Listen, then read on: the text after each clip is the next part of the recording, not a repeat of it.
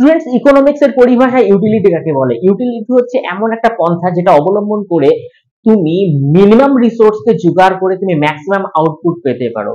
খুব সাধারণ একটা এক্সাম্পলস এর মাধ্যমে আমরা যদি জানি, ধরো তোমার বাড়িতে কোনো একটা পার্টি হচ্ছে যেখানে তুমি নিমন্ত্রণ করেছো 10 জন মানুষকে, কোথাও 2 জন মানুষ এক্সট্রা এসে পড়লো, এবার সেখানে তুমি কি করলে 10 জনের খাওয়াটাকে তুমি এক্সট্রা 2 জনের মধ্যেও এমন ভাবে তুমি প্রস্তুত করলে যেখানে কোনো সমস্যাই হলো না, সবকিছু সাকসেসফুলি কমপ্লিট হয়ে গেল। এটাই হচ্ছে এফিসিয়েন্সি ম্যানেজমেন্ট সিস্টেম।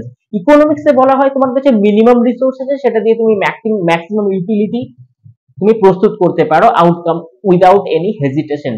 আচ্ছা, আরেকটা এক্সাম্পলস এর মাধ্যমে জানা যায়, ধরো তোমার কাছে একটা টেক্সটাইল ইন্ডাস্ট্রিজ আছে, সেখানে 20 জন স্টাফ কাজ করে, হঠাৎ করে তুমি 5 জনকে ছুটিতে যাওয়ার অনুমতি দিয়েছো, বাকি থাকলো 15 জন।